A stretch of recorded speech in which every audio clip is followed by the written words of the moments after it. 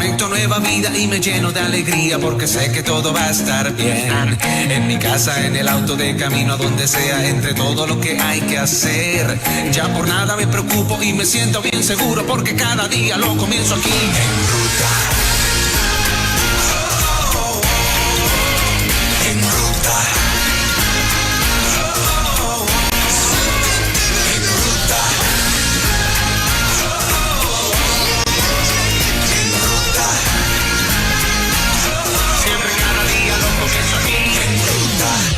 Los Ventura, señoras y señores, llegaron. Vamos a hablar de sexo a esta hora de la mañana. Buenos días. Buenos días a usted y a la gente que nos ve por la televisión y por la radio nos escucha.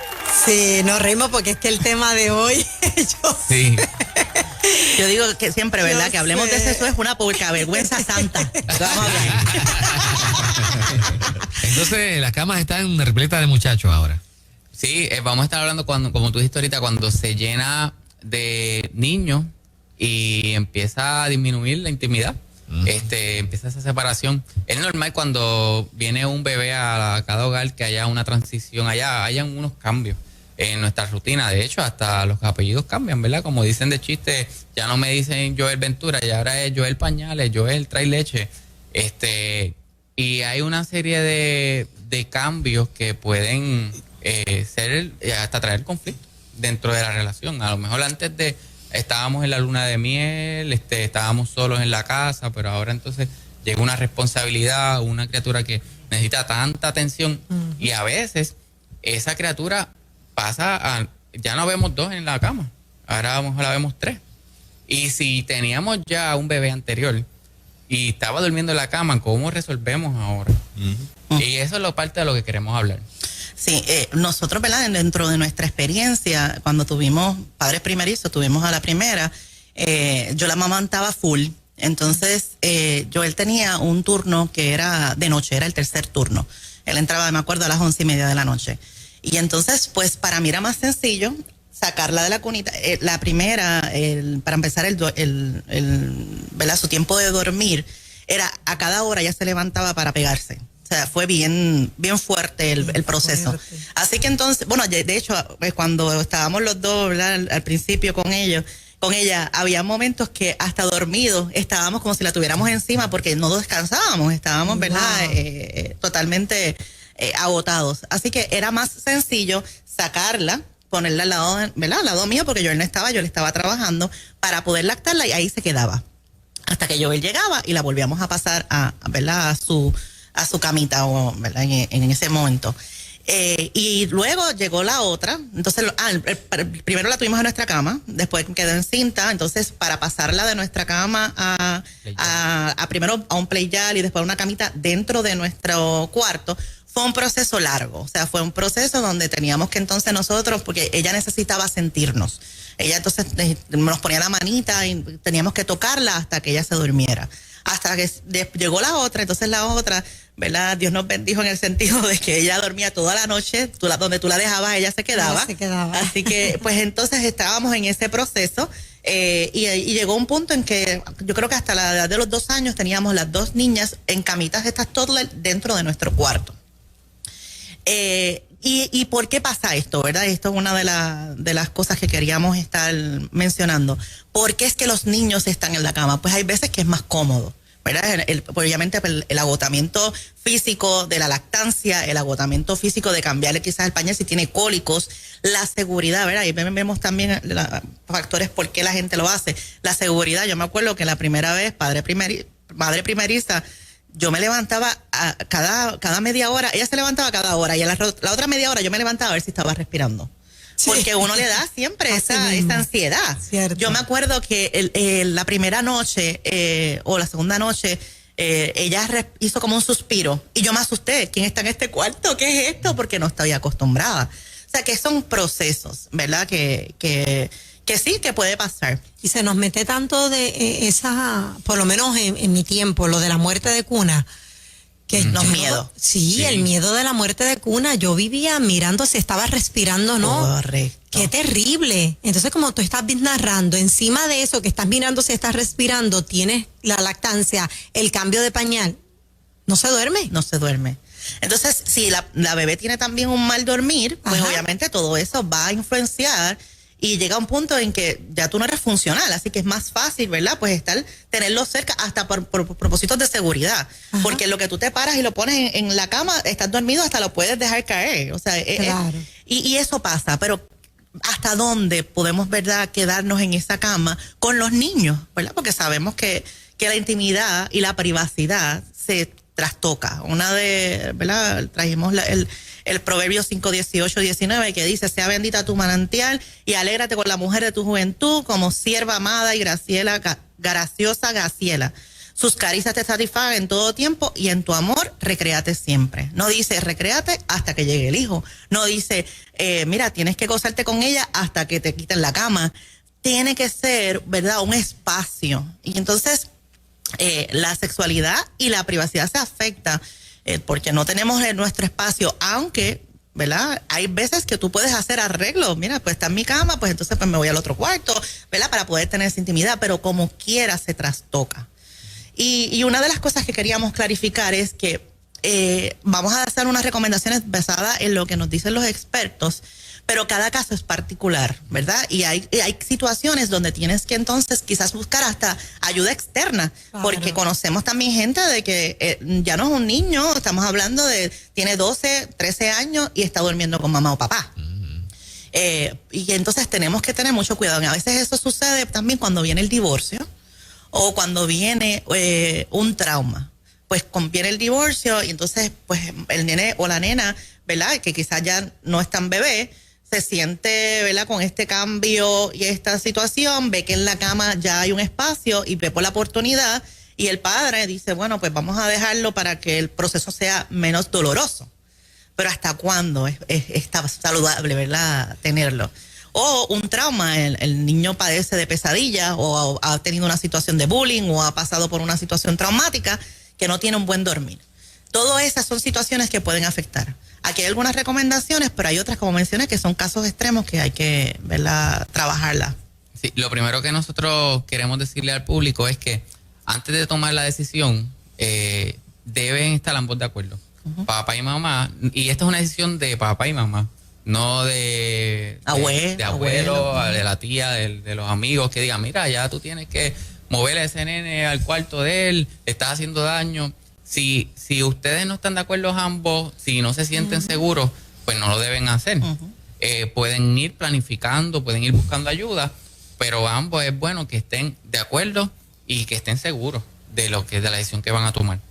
Y como mencioné, hay muchas, ¿verdad?, aspectos positivos, como son, ¿verdad?, la seguridad, la tranquilidad, el apego, el poderlo amamantar más fácil, pero también hay unas consecuencias, ¿verdad?, negativas, y todo, ¿verdad?, los pros o los contras, siempre algo va a carecer. Puede ser que el apego se una más con el niño, pero entonces el apego con la pareja disminuya. Porque ya tenemos, ¿verdad?, ya no estamos ni siquiera tocándonos cerca, porque hay personas, ¿verdad?, niños que están en el mismo medio, o quizás las conversaciones, que a nosotros nos pasa mucho, que a veces tenemos conversaciones que son para nosotros, que no es para que los niños escuchen, las tenemos cuando estamos en nuestro cuarto, porque ahí es que, ¿verdad?, nuestro, como digo yo, santuario, y si está el niño, esas conversaciones va a ser bien difícil que tú las puedas, ¿verdad?, llevar a cabo. Pues miren, antes de empezar con las sugerencias, que no tienen que ser todas o no tienen que ser estas las que vayas a utilizar, pero queremos comenzar diciendo lo que recomienda la Academia Americana de Pediatría. Ellos dicen que los primeros 6 meses, ellos recomiendan que compartamos el cuarto. Ellos no recomiendan la cama. Ellos dicen por lo menos debe estar en el mismo cuarto por el término de seguridad. Y dicen que puede ser de 6 meses a 1 año. Pero volvemos. Hay que considerar muchas cosas como si el niño está enfermo, en términos de la seguridad de ese niño, antes de poder hacer la transición, tenemos que siempre ponerla ante todo. Y hay que seleccionar el momento adecuado para hacer la transición. Claro. No puede sentirse, el niño no puede percibir que es un castigo, ¿ok? O, por ejemplo, llegó un segundo hijo y ahora entonces te sacó del cuarto porque llegó el segundo hijo. Porque entonces ahí va a crear recelo con este nuevo bebé, ¿verdad?, que entra a la familia.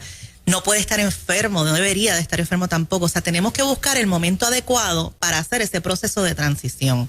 ¿verdad? Y explicarlo. Si el niño ya tiene entendimiento, ¿verdad? Que conoce palabras, explicarle, mira, pues ahora vamos a tu cuarto, este va a ser el proceso, este va a ser el plan, explicarle todo para que la persona, ¿verdad? Para que el niño pueda entender. Presumo que tampoco debe haber la pelea entre papá y mamá.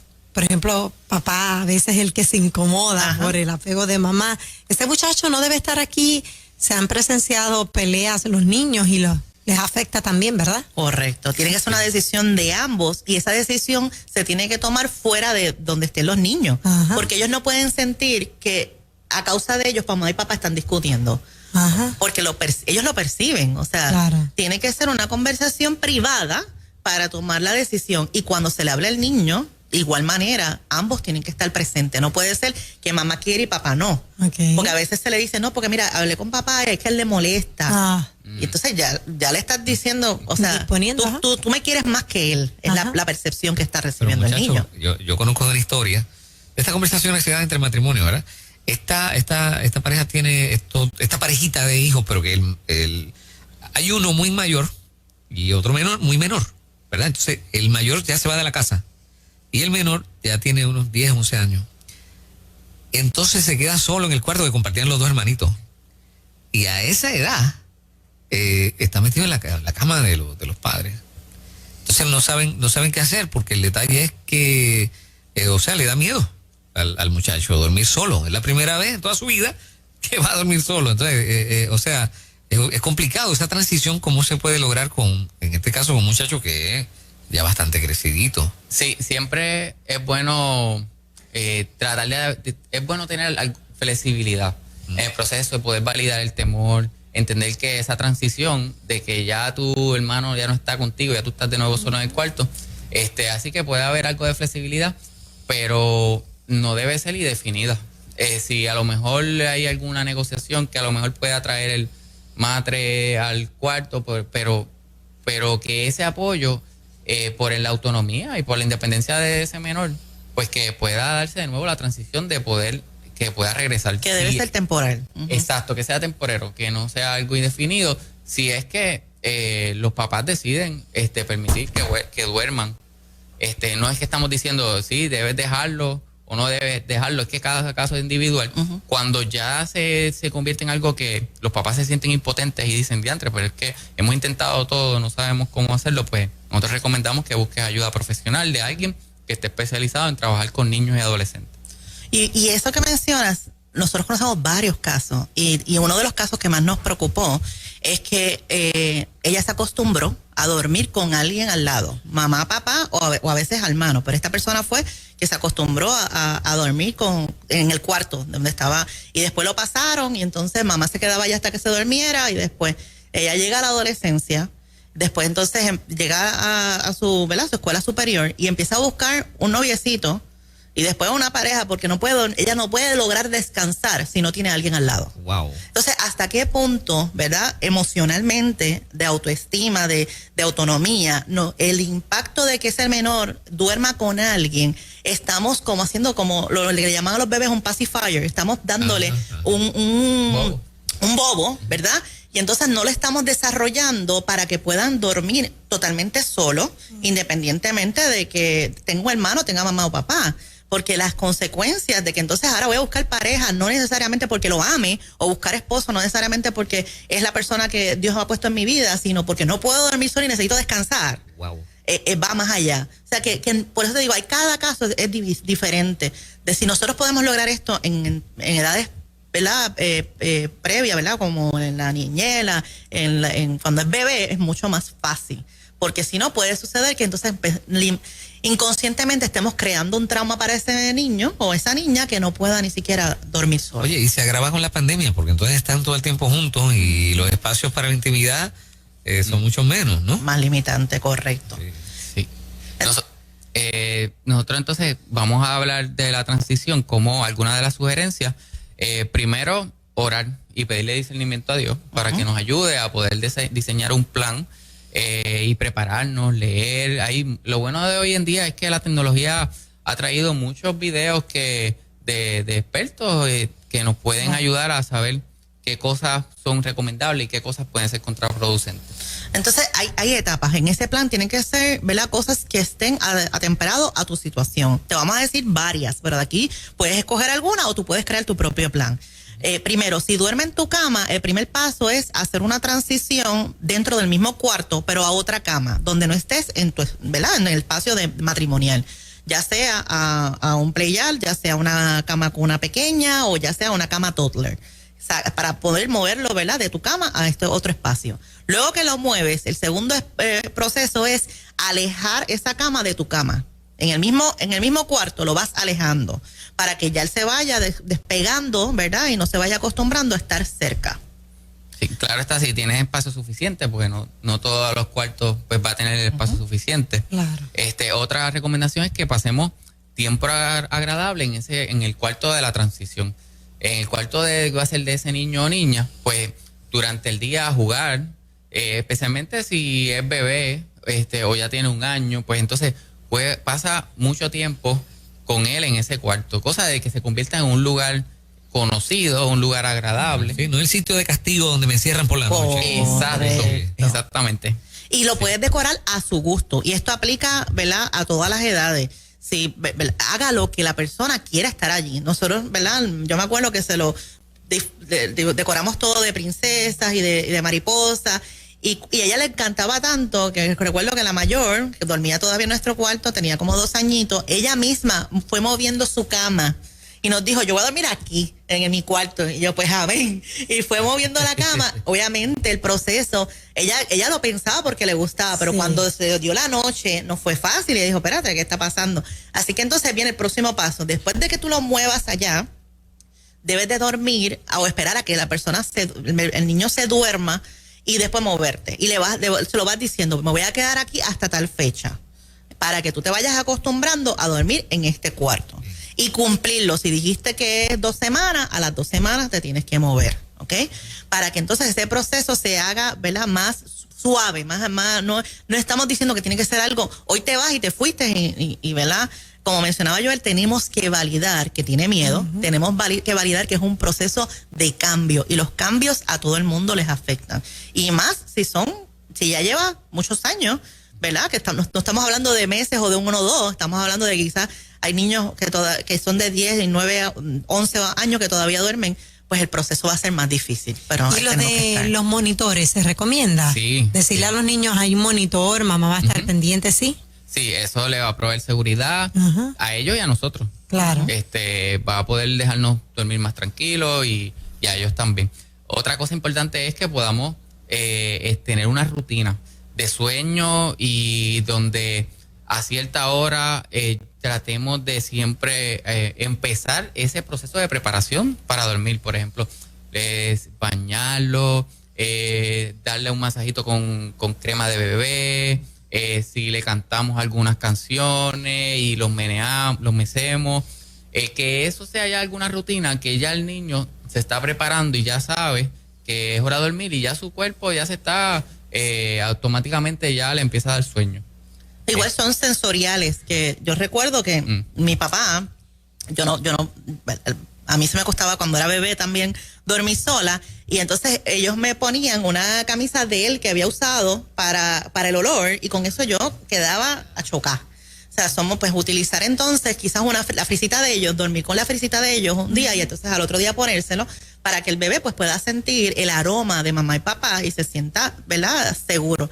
Recordemos que ellos están nuevos en este mundo, ellos no saben lo que está pasando y obviamente ellos se dejan llevar por sus 5 sentidos, así que nosotros tenemos que entonces, como con esta rutina, cubrir esos 5 sentidos para proveer la seguridad que ellos quieren. Si el niño ya es un poco mayor, pues tenemos que aprovechar la oportunidad de presentarle un Dios que cuida y protege, porque ese es el momento para decirle, mira, tú aunque estés aquí solo en este cuarto, tú realmente no estás solo, porque tú tienes a Dios que está en todo lugar. Y aparte, nosotros estamos, mira, a una puerta de distancia. Es más, estas paredes se escucha todo, lo que tú digas, nosotros lo vamos a escuchar. Y aún más tenemos estos monitores que vamos también a percibir cualquier movimiento, para que el niño se sienta que está protegido por todas partes, ¿no? ¿Y las puertas abiertas, válidas? Sí, sí. Definitivamente todo lo que provea seguridad al menor y a nosotros como papás debemos utilizarlo. Un proceso de transición, porque volvemos a lo mismo. Ajá, Lo que tú estás buscando es tu privacidad. O sea, va a llegar un punto en que Sí, No ajá. puede estar abierto. va a tener que estar cerrado y con pestillo. Claro. O sea, tenemos que hablar claro, pero sí, en el proceso de transición lo puedes hacer así. En algunos casos, un perrito, un gatito puede ayudar, ¿verdad? Eso no es para todo el mundo, pero puede ser que una buena compañía para algunos niños de cierta edad. Sí, exacto, si no es alérgico, Ajá. Sí. definitivo. Es darle las herramientas para que él solo o ella solo pueda lograr tranquilizarse y pueda lograr estar, ¿verdad? Valga la redundancia, solo. Sí. Porque lo que nosotros queremos desarrollar es seres humanos fuertes e independientes que no tengan que estar dependiendo de una relación o dependiendo de un hermano o de una hermana o de mamá o papá para poder descansar y para poder, ¿verdad?, dormir. Porque, y cuando mamá y papá no estén, o cuando algún hermano no esté, como en el caso que mencionabas, ¿qué vamos a hacer? ¿Qué sustituto? No duermo. Y sabemos que las personas que no duermen pueden hasta padecer demencia porque el cerebro necesita ese descanso. Ismael, ¿desde qué edad, y Joel, se le fue el tiempo a papá y a mamá de la transición? ¿Qué edad ya papá y mamá deben prender una alarma a ellos mismos de que si no entramos en un proceso de transición, esto nos va a empezar a afectar a nosotros? 4 años, 5 años, ¿qué edad más o menos sugerida? Sí, fíjate. Si alguna, si es que existe. No, tal vez la haya, pero al menos no lo he visto de parte de los pediatras o de los expertos en el tema. Lo que yo alcancé a leer fue que los pediatras recomiendan que sea mínimo 6 meses, idealmente 1 año. Pero en la realidad, Sí, exacto. en la realidad, 2 años. yo diría de 2 a 3 años está, ¿verdad? Ya yo creo que el nene o la niña ha desarrollado ya unas destrezas. Obviamente si tienes la oportunidad antes, pues amén, estás bendecido. Pero si no, porque aparte también, ¿cuánto un matrimonio puede aguantar? Porque esos son otras, o sea, no es solamente que tenemos que pesar la seguridad del niño, sino también tenemos que pesar qué necesitamos nosotros como pareja. O sea, que puede ser que tu pareja esté ahora mismo afectándose tu intimidad, tu relación. Hay gente que no puede hacer ni siquiera arreglos, como mencionabas, porque no hay, en la pandemia no hay lugar, no hay un momento solo. Pues entonces, ¿a cuánto yo puedo aguantar como pareja? O sea, que son cosas que tú como matrimonio tienes que sentarse y sopesar. ¿Hasta qué punto yo estoy dispuesto a esperar? ¿Y cómo puedo cargar con esas consecuencias? Y si a lo mejor tienes que hacerlo antes de los 2 años, pues hay que hacerlo antes de los 2 años. Y recordemos que, ¿verdad? Dios nos llama, que el hombre es el sacerdote del hogar y por lo tanto, y tenemos que la prioridad debe ser la relación. Y entonces, y no es que nos vamos a descuidar a nuestros hijos, pero también tenemos que entonces sopesar, porque los hijos no van a estar bien si sus padres no están bien.